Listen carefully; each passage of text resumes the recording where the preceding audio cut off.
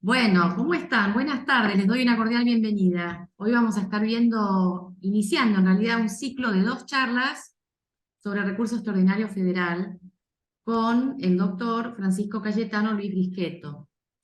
Esperen que voy a activar, voy a dejar de compartir así me ven bien.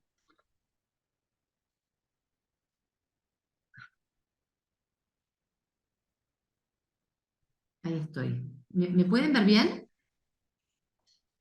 Se Sí. escucha bien, ¿eh? Ok. Bueno, la clase de hoy va a tratar sobre teoría general de los recursos, recurso extraordinario federal, concepto, requisitos y contenido, clasificación, recurso extraordinario federal legal, el writ of certiorari, concepto, contenidos, similitudes y diferencias entre las Cortes de Estados Unidos y Argentina. La clase siguiente va a ser recién el 27 de junio y bueno, vamos a ver ahí una cosa mucho más extensa que tiene que ver con recurso extraordinario federal por sentencias arbitrarias y el recurso extraordinario federal por interés o gravedad institucional y el federal per saltum, ¿no? Así que bueno, Francisco, que es abogado, es docente universitario y es especialista en Derecho Procesal Profundizado, bueno, tiene un currículum muy largo, pero yo suelo hacer una presentación acotada. Así que bueno, Francisco, muy bienvenido. Bueno, bueno, muchísimas gracias, muy buenas tardes. Quiero agradecer fundamentalmente al doctor Emilio Romualdi que me ha convocado para esta charla que estar con ustedes. ¿Se escucha bien? Sí, no te veo, no sé si es que la cámara se apagó. A ver, déjame No, ver. no, yo me veo ahí, pero los veo a ustedes. No sé, el resto, no sé si lo ven. Déjame ver un poquito. A ver Dicen que si- sí, acá Juan Roberto dice que sí. Bueno, Bueno, bueno, avancemos. sí, adelante. Bueno, les decía, quería agradecer al doctor Emilio Romualdi por haberme convocado a esta reunión, de participar con ustedes en este tema tan complejo que es el recurso extraordinario federal, a Irene por ser la anfitriona, y la anfitriona en el sentido que fue la que coordinó todo, que me tuvo mucha paciencia, especialmente en el día de hoy, y bueno, a la empresa y Microjuris bueno, de encontrarme que yo pueda participar con ustedes. El tema del recurso extraordinario federal, que como ella recién se los dijo, se los dividió en dos partes, porque el tema es bastante complejo. Y claro, resulta bastante difícil hacerlo en una sola reunión. Imagínense que a veces lleva mucho más de 5, 6 o 7, 8 clases para poder estudiarlo en profundidad, e incluso los fallos de la Corte Suprema, interesantísimos. Entonces lo dividimos en dos partes. En esta primera parte que hablan un poco, yo puse como teoría general de los recursos en el sentido que no empezar directamente con el recurso extraordinario federal, sino de hacer un pantallazo de cómo es el tema esto de los recursos.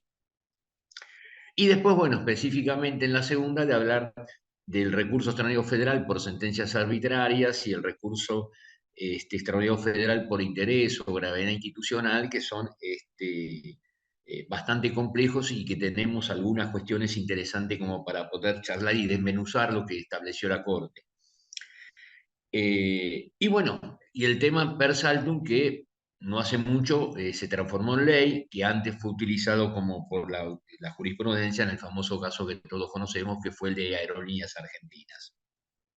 Así que esto es un poco la charla que vamos a tener hoy.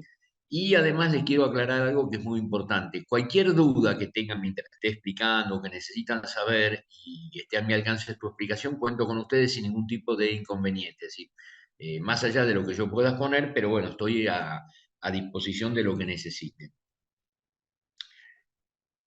Es interesante que antes de empezar con lo que significa esta teoría general de los recursos, hay un párrafo de un fallo de la Corte Suprema, ¿no?, que está vapuleada últimamente con un montón de cuestiones, que me parece interesante que lo tengamos en cuenta lo que dice la Corte, que después le voy a decirle la cita de esta sentencia. Entre otras cosas, la Corte dice que la misión más delicada de la justicia, más delicada de la justicia de la nación, es la de saberse mantener dentro de la órbita de su jurisdicción sin menoscabar las funciones que incumben a los otros poderes o jurisdicciones, toda vez que el judicial el llamado por la ley para sostener la observancia de la Constitución Nacional. Si uno lo empieza a analizar, digamos, muy minuciosamente, exegéticamente, lo que significa, bueno, nos da mucha tela como para poder avanzar de aquí en adelante. Esto lo dijo la Corte en el año 1929, el 21 de agosto, en fallos de la Corte, 155, tomo 248, con las firmas de los doctores Repeto, Guido Lavalle, Sagarna. O sea, es interesante esto que establece fundamentalmente la Corte. Y es un poco relacionado a lo que nosotros hablamos cuando decimos de la división de poderes, ese respeto de las distintas divisiones, porque, bueno, ya lo vamos a ver. Nuestra forma de gobierno es esa, y es uno porque cuando dice en el artículo 1 de la Constitución Nacional, hablamos de que somos una república, y entre las distintas principios que establece lo que es una república es precisamente este tema de la división de poderes. Bien, entonces haciendo esta introducción, ya teniendo previa esta introducción, vamos a hablar de esta clasificación de la teoría general de los recursos, o también llamado vías de impugnación. Cuando hablamos de la teoría general de los recursos, lo dividimos en dos grandes grupos, uno que llamamos ordinarios y otro que lo llamamos precisamente extraordinarios. Dentro de los ordinarios está el de aclaratoria, reposición o revocatoria, apelación y nulidad. Y dentro de los extraordinarios tenemos al recurso extraordinario federal y al recurso de inaplicabilidad de ley que está relacionado con el tema de los fallos plenarios. Pero claro, tenemos que empezar a analizar la cuestión. Yo hago estas cuestiones para no ir directamente a lo que es el extraordinario, porque me parece que es que hay que dar una cierta forma y poder entender de lo que estamos hablando. O sea, no me gusta entrar directamente, no, vamos a hacer un raconto de lo que estamos viendo para poder ubicarnos un poco en el tema. Entonces, vamos a tratar de conceptualizar qué entendemos por recurso y por vías de impugnación. Está bien, quizás uno puede decir, bueno, son discusiones doctrinarias, perfecto, porque cuando uno en la práctica presenta un recurso, pero es interesante conocer, estar donde, bien donde uno tiene que estar ubicado o parado sistemáticamente ante un proceso. Cuando nosotros nos referimos a los medios de impugnación de las sentencias, hay gran parte de la doctrina moderna formula una distinción entre lo que es un recurso y lo que es un remedio, o remedios y recursos. Remedios son los que tienen por objeto, son los que tienen por objeto o por finalidad la reparación de errores procesales. Por eso se los llama también vías de reparación. Y su decisión se confía al propio juez o tribunal que incurrió en ellos. No sé si quedó claro, les repito. La doctrina moderna hace una distinción entre lo que son los remedios, por un lado, y los recursos. Remedios son aquellos que tienen por finalidad u objeto reparar errores procesales. Por eso se los llama vías de reparación y su decisión se confía al mismo juez o al propio juez o tribunal que incurrió en ellos. Mientras que los recursos son aquellos que persiguen un nuevo examen por parte de un tribunal jerárquicamente superior o de alzada. Digo o de alzada porque a veces los jueces de primera instancia no les gusta que le digan que tiene que ir al superior porque dice que institucionalmente sí, pero que están en el mismo rango. Entonces, a veces, para evitar este tipo de dicotomía o alguna apreciación negativa, decimos de alzada, que son los que van a ejercer un control sobre la justicia de la resolución impugnada. Es decir, son como vías de reexamen, vuelven a revisar a ver qué es lo que ha pasado. En este orden de ideas, o lo que estoy tratando de explicar, es importante tener presente, o tener nosotros ahí, cuando estamos ante una situación similar que nos puede llegar a tocar, distinguir entre los recursos dos categorías que la tenemos muy bien diferenciadas, esas dos categorías. Una es la que nosotros decimos que llamamos recurso ordinario y la otra es el recurso extraordinario y podemos hacer un recurso extraordinario federal. Para tener bien en claro y bien ahí, bien presente, en otras palabras, ¿qué es un recurso? Es el instrumento o la herramienta que permite que un tribunal jerárquicamente superior o un tribunal de alzada permita hacer una revisión de lo que resolvió el juez de primera instancia. Es decir, unipersonal, bueno, vamos a la Cámara de Apelaciones, divididas por salas, compuesta por 3 miembros, bueno, pueden dar una opinión totalmente distinta de lo que nosotros pensamos. ¿Me entienden hasta acá? ¿Está bien? ¿Hay alguna duda? Bueno, entonces, ¿qué es esto de recursos ordinarios? Son recursos que están previstos para los casos corrientes y tienen por objeto reparar cualquier irregularidad procesal, es decir, lo que se llama el error improcedendo o un error en juicio, que es el error injudicando. Son habituales, son normales, están permanentemente en nuestro manejo de las causas ordinarios. Es muy común, recurso a apelación, revocatoria, etcétera, etcétera. En cambio, el recurso extraordinario es aquel que se concede ya en caso excepcional respecto de cuestiones que están específicamente determinadas por la ley o también por el accionar de los jueces. Y a esto le agregamos el llamado recurso extraordinario federal, que para una mejor comprensión del tema, de lo que estamos viendo, o para poder analizar bien analíticamente este instituto, se debe tener bien claro qué se llama o recurso y por qué es extraordinario. Y acuérdense en que es de carácter excepcional, o sea, no es siempre la posibilidad, ¿no es cierto?, de poder plantear un recurso extraordinario. Vamos a ver que hay ciertos requisitos, que hay ciertas, dentro de esos requisitos, cuestiones para poder plantearlo, que es muy importante. Y además porque, bueno, tenemos en juego delante nuestro la ley fundamental, que es la Constitución Nacional.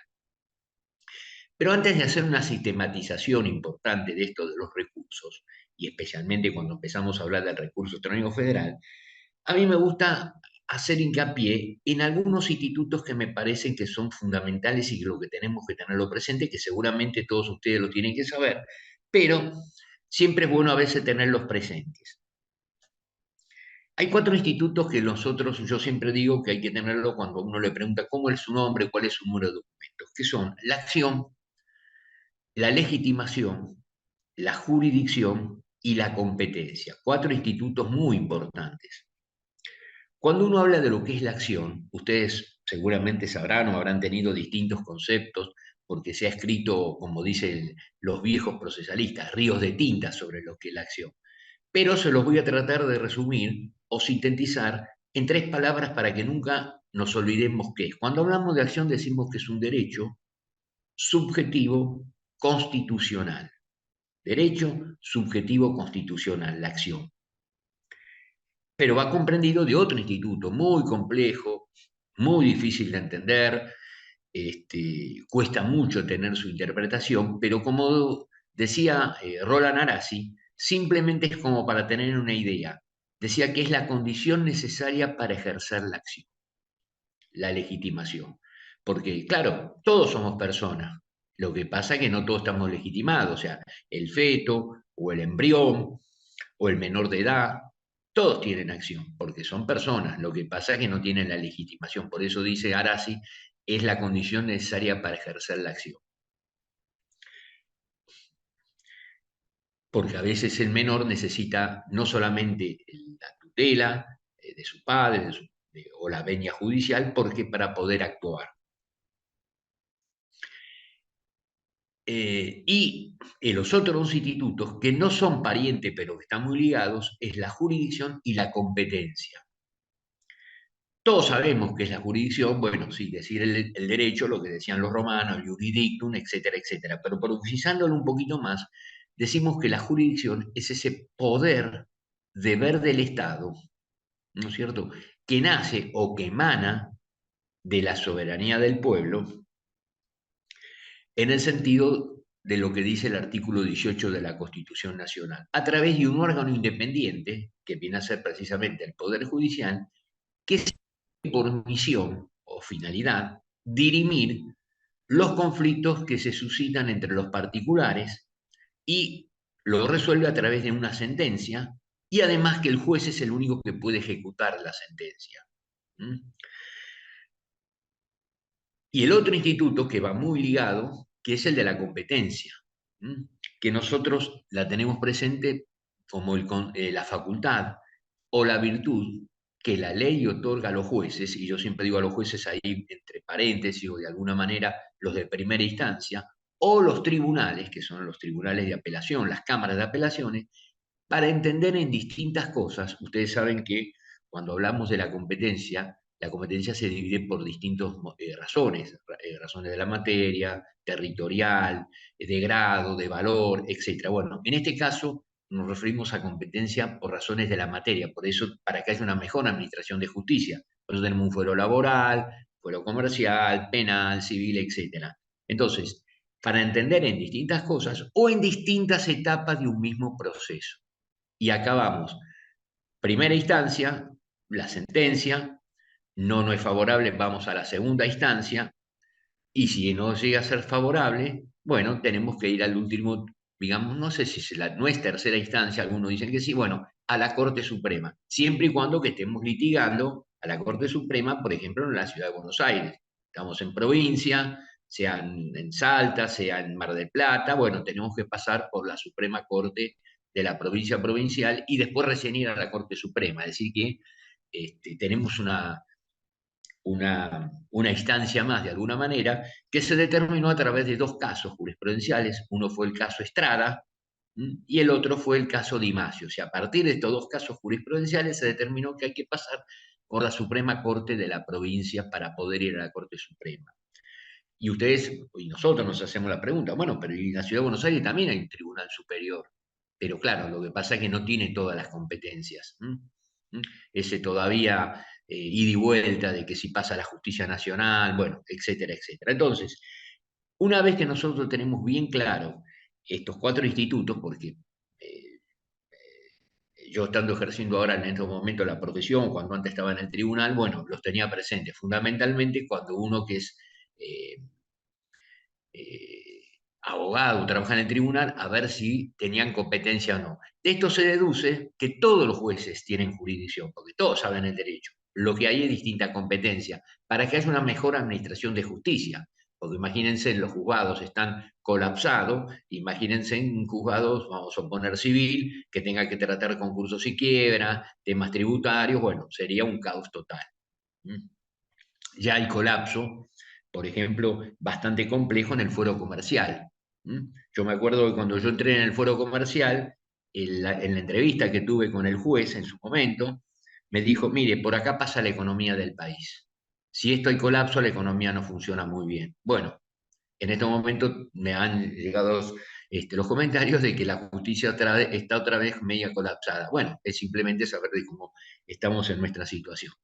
Entonces, una vez que tenemos definido, conceptualizado lo que te dije antes, estos institutos, ya sabemos lo que es un recurso, ya sabemos la diferencia entre el ordinario y el extraordinario, vamos al recurso extraordinario federal. Pero antes les hago una aclaración, porque algunos de ustedes van a decir, pero perdón, usted dijo aclaratoria en los ordinarios. Bueno, se discute doctrinariamente, porque acuérdense en que la aclaratoria no está en el capítulo a partir del 238 del Código Procesal Civil y Comercial, sino que está antes. ¿Mm? Y ahora después vamos eh, a decir algo. La aclaratoria es aquel recurso que saben que es para aclarar alguna cuestión que por ahí apareció con algún error en el nombre de la persona o en algún número, el número de documento, etcétera, etcétera. Está para hacer una especie de aclaración. Entonces muchos dicen, no, en realidad no es un recurso, pero la doctrina lo incluyó dentro de los recursos ordinarios. Pero bueno, eso será charla para otro momento. Entonces vamos a este recurso extraordinario federal. Y yo, para poder entenderlo mejor, este recurso extraordinario federal, hice una sistematización o los dividí en dos grandes grupos. Uno que lo vamos a llamar directo o normal o legal, como ustedes quieran, y el otro grupo lo vamos a llamar indirecto o anormal. ¿Qué quiere decir con esto? Quiere decir que en el primer grupo, que yo llamé normal, o directo o legal, es el que está comprendido dentro de las distintas normas o leyes, normas jurídicas o leyes. Tenemos la Ley 48, artículo 14, y esos tres incisos, el A, el B y el C. La Ley 27, especialmente en el artículo 21, 15 y 16, y que es una ley que se refiere fundamentalmente a la justicia federal, el decreto ley 4055, que hace mucho hincapié en el artículo sexto del mismo, y los artículos 256 y sucesivos del Código Procesal Civil y Comercial de la Nación, y hasta hace muy poquito tiempo incluimos también ahí la ley 26.790, que es la que habla del recurso extraordinario donde se aplica el per saldo. Es decir, este directo, por eso lo llamo directo, normal o legal, es porque está contemplado específicamente en la ley, en la norma.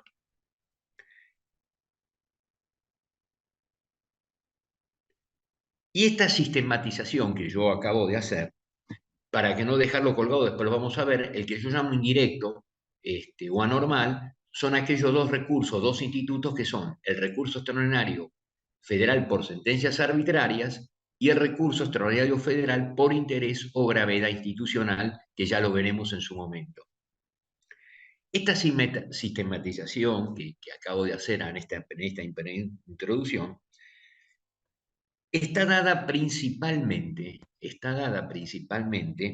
por la circunstancia de hallarse circunscrita la competencia de la Corte Suprema de Justicia de la Nación. Y acá hacemos un paréntesis y acuérdense, muy importante, la Corte tiene dos tipos de competencia. Una que es ordinaria y exclusiva, y competencia derivada, que es aquella que, por eso la palabra lo dice derivada, es aquella que llega a través de haber pasado a la primera instancia, a la segunda instancia, a la tercera instancia y llegamos a la Corte Suprema, derivada.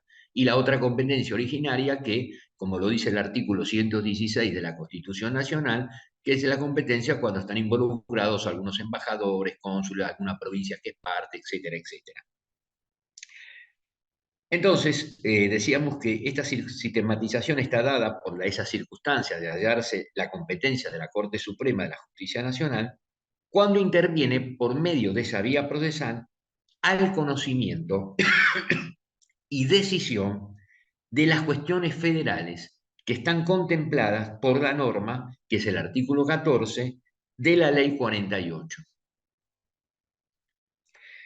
Algo muy importante, y lo vamos a ver esto en la segunda charla, pero para que uno vaya teniendo y anotando cuestiones, es que la ley 48, en el artículo 14, que dijimos que es importante el inciso A, B y C, se dice que el de las sentencias arbitrarias sería el inciso D y el interés o grado institucional sería el inciso E no escrito, es decir, por la importancia que tiene estos dos últimos institutos.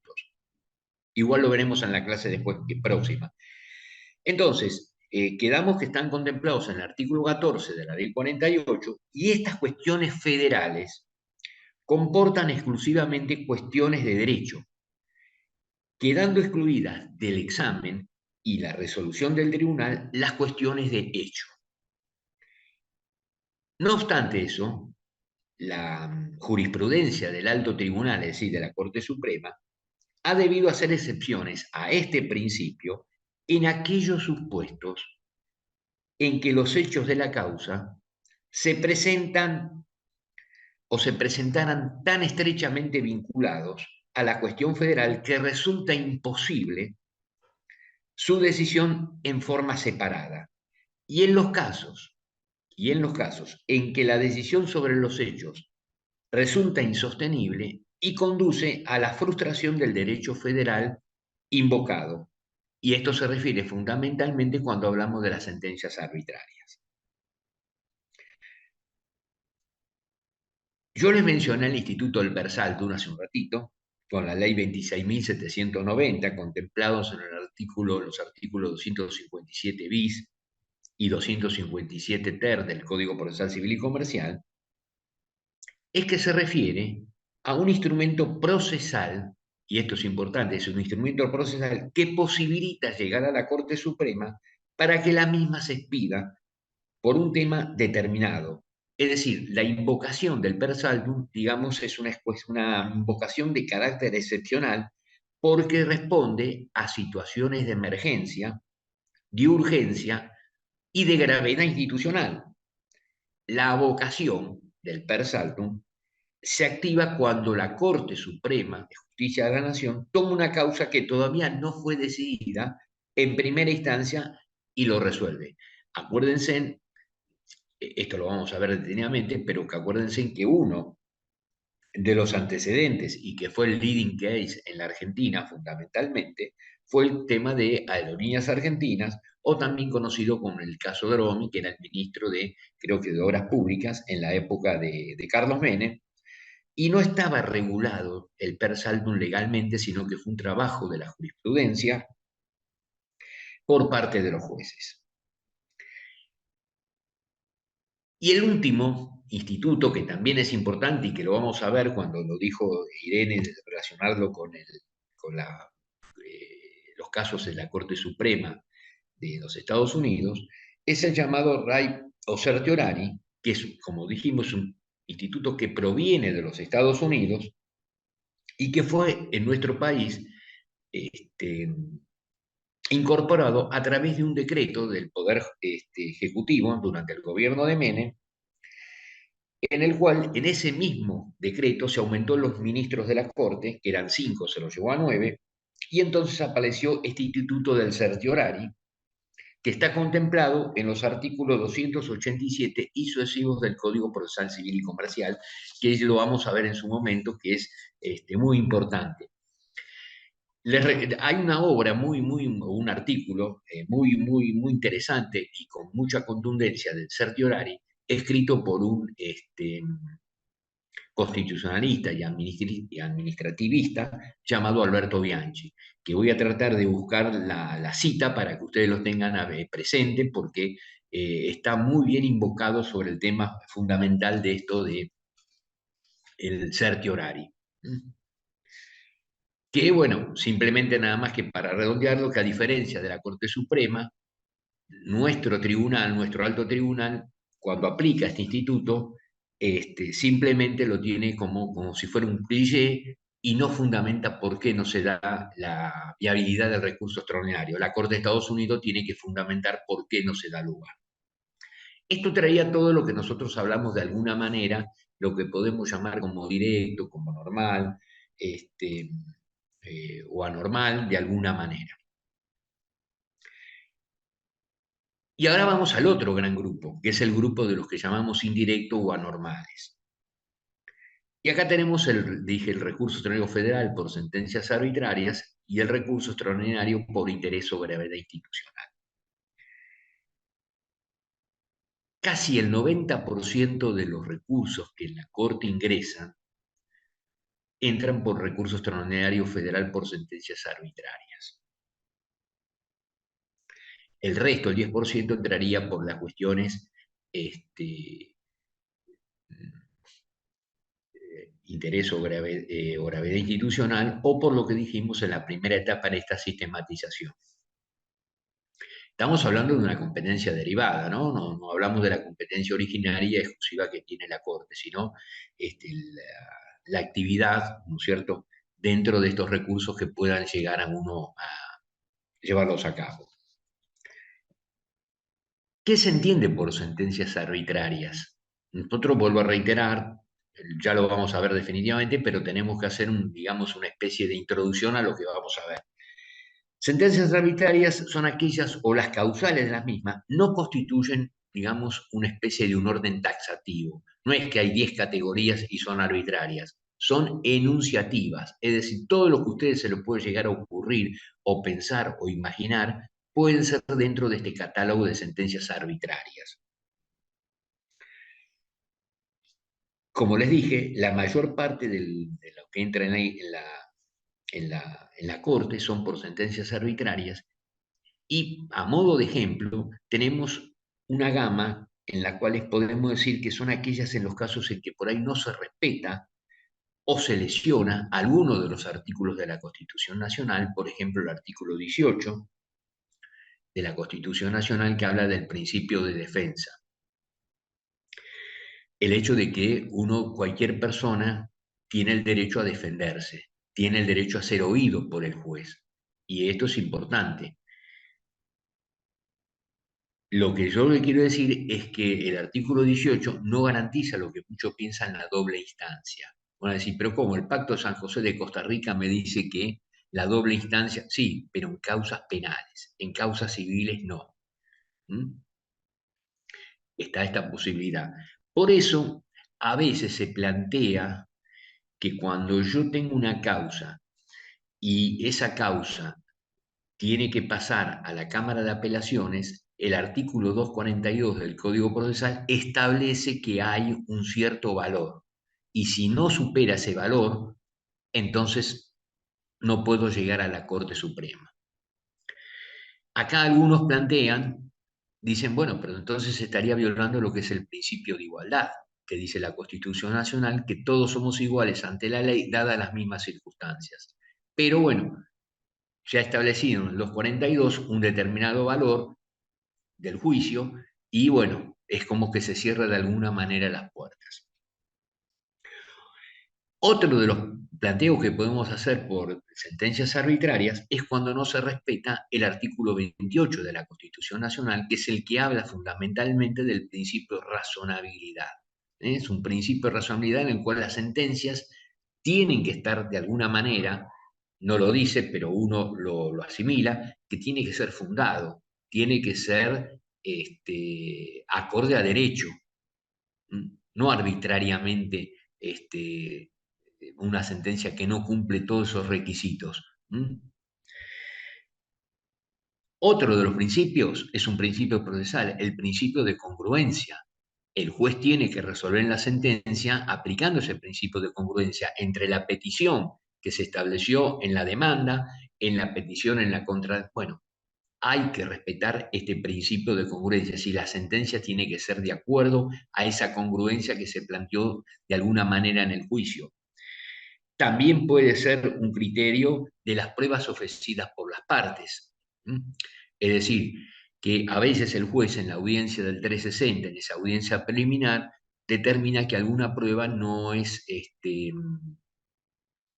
suficiente, o sea, que es suficiente, o sea, uno establece una serie de pruebas y dice, bueno, no, esta prueba sí o esta no, y se juega por ahí la suerte de la resolución. Entonces algunos dicen, bueno, pero si el juez hubiese tenido en criterio o esta prueba de alguna manera, la cuestión podía haber sido distinta. Por eso en muchos tribunales los jueces dan una especie como entre comillas, les quiero decir, de un criterio amplio de la prueba. Ofrecen 10 pruebas, bueno, le doy las 10 pruebas. O sea, no interviene con el sentido de cercionar de alguna manera de las pruebas, porque, bueno, está a favor del sentido amplio de la prueba por cualquier eventualidad. Y así hay mucha más cantidad de posibilidades que uno puede tener para plantear la arbitrariedad. Y el otro gran instituto, que es el interés o gravedad institucional, es aquel que cuando se desata el conflicto entre los particulares o entre las personas, entre las partes, hablando procesalmente, es aquel que puede llegar a comprometer el orden público. Esto quiere decir que la Corte, ¿no es cierto?, ha entendido, y en forma excepcional, que una de esas causas puede implicar alguna cuestión federal o alguna cuestión institucional que sea muy grave o seria. O en aquellos casos, ¿no es cierto?, en que estén comprometidas las instituciones básicas del Estado. Es decir, en este rol o en este juego de este instituto aparece lo que se llama el interés institucional o una situación de gravedad institucional. Estos serían los dos casos en los cuales podría ser dentro de la posibilidad del extraordinario porque fueron de estos dos institutos creados por la la labor pretoriana de los tribunales. En este último, del interés o gravedad institucional, el caso más emblemático que hemos tenido, que la Corte aplica esta doctrina, fue en la causa Jorge Antonio, que lo vamos a ver, que era apoderado del Partido Justicialista, teniendo en cuenta fundamentalmente que había sido derrocado el gobierno del general Perón por la Revolución Libertadora. Para cerrar esta primera etapa de lo que estamos charlando, hay algo que no lo voy a descubrir yo, pero bueno, que siempre uno lo tiene presente, que cuando nosotros leemos los fallos de la Corte Suprema, siempre tenemos que ver todo el orden institucional, o sea, todo lo que está alrededor, porque los jueces o la Corte o los tribunales están compuestos por sujetos, y entonces está la subjetividad, y también ver el orden en lo cual se producen estas cuestiones. ¿Por qué? Porque recuerden que la Constitución dice en el preámbulo, cuando dice afianzar la justicia, buscar el bienestar general, bueno, la Corte tiene un poco estos principios de buscar un equilibrio de la paz social, lo ha desarrollado en distintos casos jurisprudenciales. Acuérdense, allá en 1920, con el caso Ercolano, que había una emergencia habitacional porque teníamos muchos inmigrantes por la Primera Guerra Mundial, y entonces la Corte con una ley diciendo, tratando de admitir que era una emergencia habitacional y buscar ese equilibrio, de alguna manera, es lo que uno a veces explica en las clases cuando aparece poder de policía jurisdiccional, como se fue ampliando de distintas maneras, la emergencia económica, como fue con el caso Peralta, allá por los años 90. Es decir, siempre uno tiene que ver qué es lo que está pasando políticamente. Entonces, esta doctrina del interés o grave institucional, que la Corte lo hizo fundamentalmente en el caso Jorge Antonio, lo repitió después, años más tarde, en otro caso que fue el caso Pengerek. Creo que fue en 1962, que igual nosotros lo vamos a ver, cuando fue una chica encontrada asesinada ahí por el barrio de Flores, en unos zanjones, etcétera, etcétera. Aplicó esta doctrina del interés o gravedad institucional, ya lo veremos. Bien, entonces, ya sabemos o estamos o tenemos conocimiento de lo que es un recurso extraordinario federal. Pero claro, tiene requisitos. Y tenemos que encontrar o encontramos tres tipos de requisitos. Uno que son los requisitos comunes, otro que tenemos requisitos formales y otro que tenemos requisitos que son propios. Tanto para el que yo sistematicé como directo o normal, o indirecto o anormal, son los mismos requisitos que se tienen que tener en cuenta.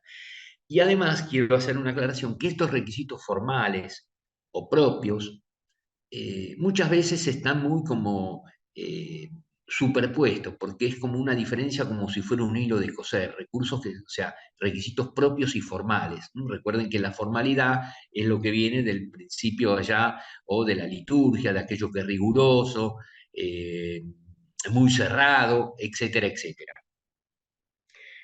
¿Cuáles son los requisitos comunes que hablamos del recurso extraordinario federal? Bueno, son todos los recursos que nosotros, que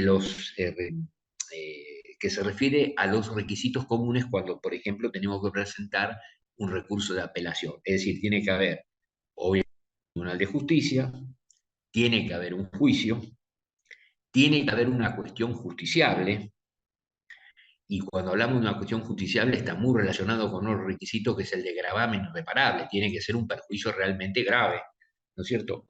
Y hay que tener la subsistencia de estos requisitos cuando uno lo plantea. Después vienen los requisitos que son, digamos, propios del recurso extraordinario federal. Y aparece en muchos textos, en muchas partes van a encontrar que dice una cuestión federal suficiente. Y acá, siguiendo un poco el lineamiento de Alberto Espota, profesor que falleció hace un par de años de Derecho Constitucional titular, decía, ¿qué es una cuestión federal suficiente? ¿Que se pesa la cuestión federal? No, hay una cuestión federal y punto, listo. ¿Qué vienen a los tribunales a decirme que tiene que ser o la doctrina suficiente? No, es una cuestión federal. Que a veces esa cuestión federal la doctrina hace una clasificación, pero que no viene acá al caso, sino lo de decir específicamente, en aquellas que son simples, que son complejas, que son directas e indirectas, etc. tiene que haber una resolución obviamente contraria que me produzca a mí, como dije, un gravamen irreparable para poder presentarlo ante la Corte Suprema. Tiene que haber sentencias definitivas. Tiene que haber sentencia del Tribunal Superior, es decir, primera instancia, segunda instancia. Tiene que haber un agotamiento de los recursos ordinarios. Es decir, yo no puedo de primera instancia pasar directamente a la Corte. No, tengo que pasar por la segunda instancia de alguna manera. Y después, que digamos por ahí lo podemos nombrar ya como más formal, más que propio, es la acordada 4/2007 de la Corte Suprema de la Justicia Nacional, en la cual establece una serie de requisitos que son muy esenciales que ahora después lo vamos a ver. En estos formales, cuando yo digo dentro de los formales, porque yo dije dentro de los propios recién la acordada, pero dentro de los formales también está lo de la acordada 4/2007. Dentro de los formales vamos a tener a introducción de la cuestión federal, y acá hacemos una serie de preguntas y interrogantes, que son quién, cómo, cuándo. Hay que mantenerlo en las instancias. Acuérdense que cuando uno inicia una demanda dice reservo caso federal, en segunda instancia tengo que seguir manteniendo esta cuestión, y después la interposición dentro también de los formales del recurso, ¿no es cierto?, con distintos fundamentos, la forma, bueno, toda una serie de requisitos que son formales que nosotros usamos, y la acordada 4 del 2007 respectivamente. Estos son los requisitos que nosotros tenemos que tener en cuenta y que, vuelvo a reiterar, son muy rigurosos por la Corte Suprema, especialmente este tema de la acordada 4/2007. Eh, Otra de las cuestiones que yo quería en el recurso, es que hay que ser muy minucioso para poder plantearlo. Es decir, yo no puedo deslizar algunas cuestiones, no, sino que tengo que analizarlo muy en profundidad, esas cuestiones, como les dije, federales, qué es lo que me se está produciendo ese gravamen irreparable. Ese gravamen irreparable es como si fuera un perjuicio realmente grave. Entonces, bueno, todas estas cuestiones las tenemos que tener presente en el momento de llevar a cabo este escrito. Y esta acordada del 4 del 2007 es específicamente un requisito, por eso digo que es propio y es muy formal, del recurso extraordinario, porque establece cómo tiene que plantearse. Nosotros también, ahora me estoy acordando que además en la próxima clase vamos a ver qué pasa cuando me deniegan el recurso extraordinario federal. Entonces tengo que irme en recurso, me voy en queja, que la queja también requiere estos mismos requisitos de la acordada 4/2007, más allá de un depósito que hay que hacer efectivo, pero que ya veremos. Esta acordada establece entonces las reglas para el recurso extraordinario federal. Y por eso vuelvo a reiterar que es muy formal, muy propio. Dice que recurso extraordinario federal. Algo que ahora me acordé y que no les comenté, es que cuando nosotros hacíamos recurso extraordinario federal, habíamos visto que los recursos ordinarios eran recursos habituales, esos recursos que se hacen normalmente, habitualmente. Uno está en el métier tribunalicio y los ve diariamente en cualquier expediente. Como les dije, extraordinario federal ya es tomarlo un poco más con pinzas. ¿Y por qué ese recurso se llama extraordinario? Porque obviamente no es como los ordinarios que son habituales, sino que son extraordinarios. Y además federal, referido a que nuestro artículo primero de la Constitución Nacional dice que nuestra forma de gobierno es republicana, representativa y federal. Y por eso es que la Corte trata estos temas. Ahora bien, acuérdense, o ustedes lo sabrán seguramente, que después de la reforma de 1994 tenemos la posibilidad de ir a la Corte Interamericana de Derechos Humanos a través del artículo 75, inciso 22. Es decir, la posibilidad, es decir, que hay una posibilidad de llegar a un tribunal internacional. Pero obviamente, claro, no es sencillo, no es que es tan fácil. E incluso se puede llegar que ya lo vamos a ver en la próxima sesión, que cuando la Corte me aplica el certiorari, aunque sean esas 2 líneas o 3 líneas que tiene la Corte como si fuera un cliché, se lo toma como si fuera la sentencia del tribunal y podré ir entonces a un tribunal internacional para poder plantearlo. Bien, volviendo a lo que estamos hablando de esto de la acordada, que ustedes seguramente la bajarán por internet y la tienen, pero es interesante ver algunas cuestiones establecidas por eso de los requisitos propios y formales. Dice que el recurso extraordinario federal deberá interponerse mediante un escrito de una extensión no mayor a 40 páginas. ¿Mm? Y que cada página tiene que tener 26 renglones, es decir, que hay que tener un poder de síntesis muy, muy, muy específico, muy especial. Aparte establece también el tamaño de la letra, no menor de 12. Y esa misma o igual restricción, será de aplicación para el escrito de contestación del traslado que está previsto en el artículo 257 del Código Procesal Civil y Comercial de la Nación. Eso es lo que establece la regla 1, pero la regla 2 dice que contendrá además una carátula en hoja, aparte, en la cual deberán consignarse determinados datos. Dice, objeto de la presentación. En segundo lugar, la enunciación precisa de la carátula del expediente.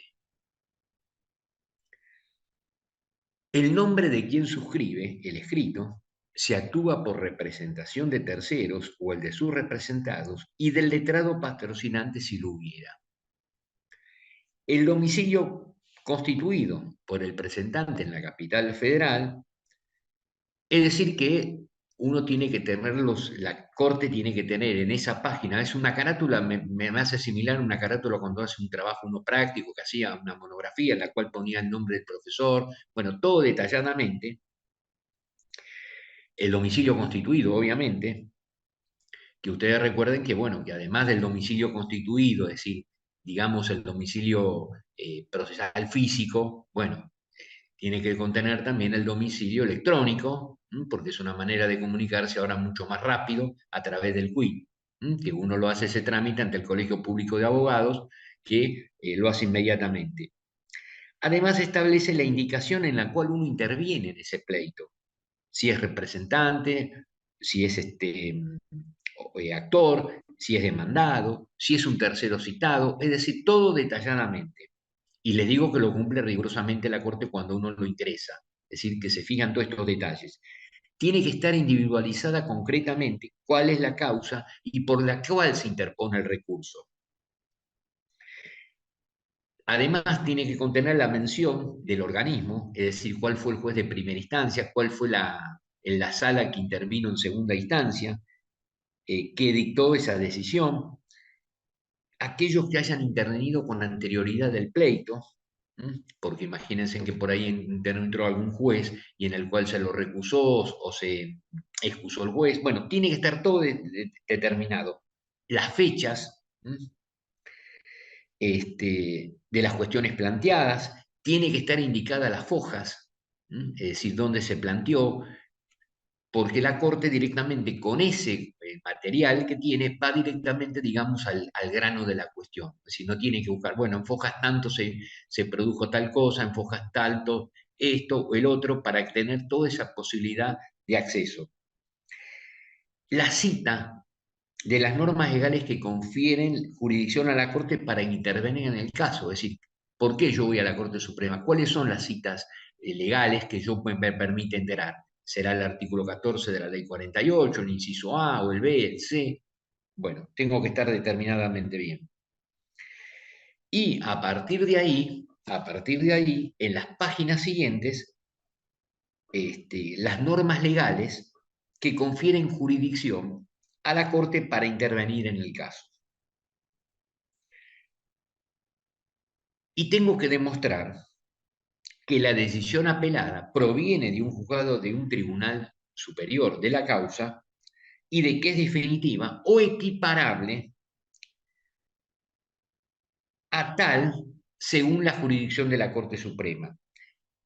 Además, tengo que realizar un relato que sea claro, que sea conciso, que sea preciso, que son los hechos relevantes que para todo el caso, y las cuestiones que invocan de alguna manera para poder llegar al alto tribunal. O sea que no es tan sencilla la cuestión, sino que tengo que tener un trabajo de elaboración. Y además también tengo que demostrar que el revés que sufrí en primera o en segunda instancia me ha producido un cierto gravamen, ¿no es cierto? No solamente hablamos irreparables, esa decisión, sino que tiene que ser, digamos, concreto, tiene que ser actual de lo que se ha hecho y tendré que presentar las refutaciones de cada uno de los fundamentos en forma independiente que den sustento a la decisión apelada, con las cuestiones federales planteadas. Es decir, tengo que tener cuáles son las cuestiones planteadas en las cuales me produjo ese gravamen. Nosotros decíamos, tiene que haber una cuestión federal. Bueno, tengo que fundamentarla. Tengo que tratar de demostrar, estas cuestiones de alguna manera, vuelvo a reiterar, cuando se refiere a cuestiones federales, este, no fundamentaron en el sentido como decían, bueno, tiene que haber una cuestión federal suficiente. No, esa cuestión federal que me produce ese gravamen, tratar de fundamentarlo, de hacerlo de alguna manera, de la mejor manera posible. Pero tengo que tener cierta consistencia, tiene que tener cierta solidez. Decía Alberto Espota que cuando uno plantea un recurso extraordinario por sentencias arbitrarias o interés soberano institucional, pero vamos a suponer que sea por sentencias arbitrarias, también tengo que hacer un planteo del interés soberano institucional o viceversa. Decía porque así tiene mayor consistencia, tiene mayor solidez.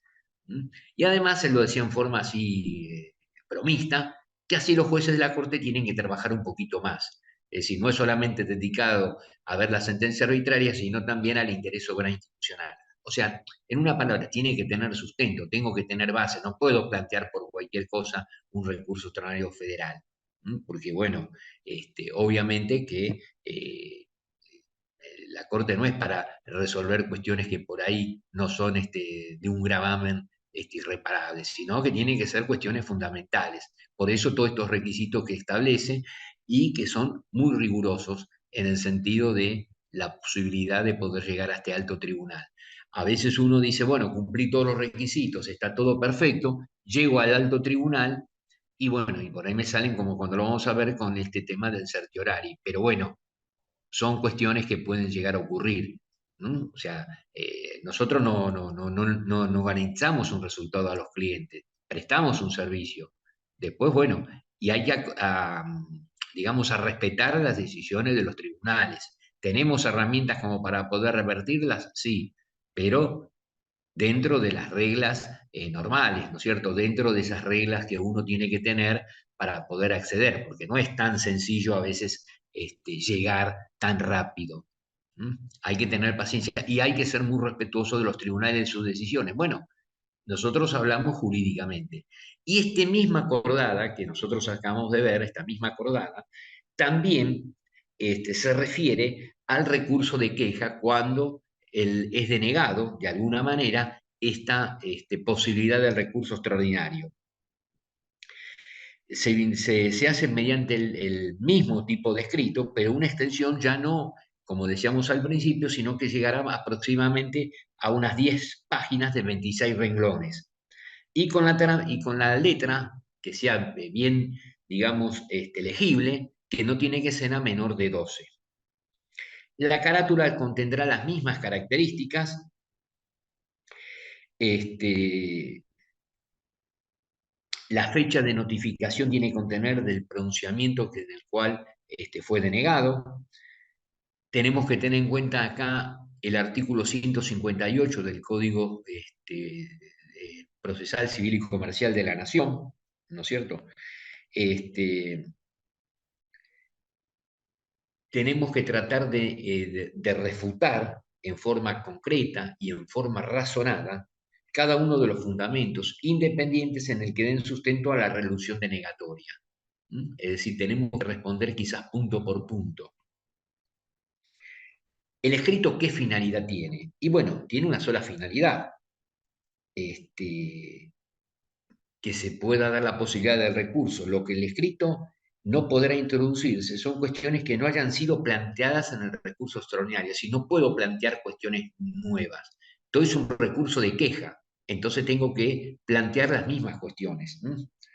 Y esa posibilidad me permite, de alguna manera, bueno, que la Corte pueda rever, ¿no es cierto?, estas cuestiones que me han sido denegadas. Yo les dije el artículo que había que tener en cuenta, el artículo 286, hay que tener en cuenta el 158, el 257 del Código Procesal Civil y Comercial, y el recurrente, en el recurso de queja, deberá efectuar una transcripción dentro del texto del escrito o como anexo separado de todas las normas jurídicas citadas que no estén publicadas, y esto es muy importante, en el Boletín Oficial de la República Argentina, indicando además su periodo de vigencia. Las citas de fallo de la Corte Suprema deben ir acompañadas de la mención del tomo y de la página de su publicación en la colección oficial, salvo que aún no estuvieran publicados, en cuyo caso se puede indicar la fecha y la carátula del expediente en el que fueron dictados. Algo que acá también es un tema muy importante, que la fundamentación del recurso extraordinario no podrá suplirse mediante la simple remisión a los puestos de actuaciones anteriores ni con una enunciación genérica y esquemática. Es decir, tiene que haber una cierta contundencia, una cierta explicación para que se pueda entender estas cuestiones en las cuales estamos debatiéndonos. Y recuerden que es importante respetar estas reglas, ¿no es cierto?, de la mejor manera posible, y lo que más tenemos que tener en cuenta es el poder de síntesis que nosotros necesitamos para poder llegar a redactar. Imagínense que son pocas líneas y tenemos que tratar de sintetizar en esas líneas todo esto que estamos viendo. Bueno, en la segunda sección, que vamos a tenerla creo que es el 27 de junio, esto que nosotros vimos no es solamente lo del recurso extraordinario federal por sentencias arbitrarias o el interés soberano institucional, sino también cómo se puede llegar a plantear, porque la idea del seminario no es que sea solamente teórico, sino lo que podemos llegar a expresar de cómo se maneja desde el punto de vista de la práctica, que es lo más importante. Estas son cuestiones que nosotros lo tenemos, son abstractas. Entonces yo siempre me refiero que nosotros no somos como los en otras disciplinas o en otras áreas en las cuales, bueno, acá tenemos que imaginarnos ciertas cosas, son cuestiones muy abstractas, trabajamos con entelequias, entonces, bueno, tratar de cómo funciona una vez que tenemos esta introducción. Si alguien quiere hacer preguntas o lo que necesiten, estoy abierto y trato de contestar en lo que yo pueda. Lo escucho y me preguntan. Perfecto, Francisco. Muchísimas Sí. gracias, muy claro todo. No, al contrario, muy un linda placer. clase. Gracias por haberme escuchado y bueno, nos veremos muy prontito. Sí, Y, vamos a ver si hay alguna consulta. Si no, les recuerdo que la bueno, segunda clase es el 27 de junio, también a las 17 horas, ¿sí? Bueno, están y si no, agradeciendo. una cosa, los que estuvieron hoy, que piensen y en la clase próxima, porque uno por ahí empieza a razonar y empiezan a aparecer o hay un periodo de hoy hasta el 27 y me pueden preguntar sin ningún tipo de problema porque para eso uno está para poder colaborar y aparte aprender también, porque esto es una cosa de ida y vuelta, el circuito de retroalimentación, ¿no es cierto? El feedback, que va y uno y Exacto, aprende, así que bueno, a disposición y exacto. abierto. Bueno, acá dicen súper práctico, muchas gracias. Sí, yo creo que hoy empezaron a tomar nota y por ahí la clase que viene ya empiezan Bueno, con algunas nosotros cuestiones. sabemos cómo es la mente. O sea, uno anota y después la mente empieza a trabajar o alguna cuestión que vieron o que ven, bueno, para eso estoy acá, para aclarar todas las situaciones, ¿de acuerdo? Seguro, seguro. Bueno, Bien, muchísimas gracias a todos. muchas gracias, Francisco. Ahí les voy a volver a pegar por si quieren solicitar un certificado de asistencia, que a veces lo necesitan. Aquí vuelvo a poner el link. Y nos encontramos entonces nuevamente el 27 de junio. Gracias, Francisco. Muchísimas gracias. No, Y muchas gracias, gracias. gracias A a todos ustedes. por Gracias, estar. gracias. Hasta luego. Chau, Chau, chau. chau.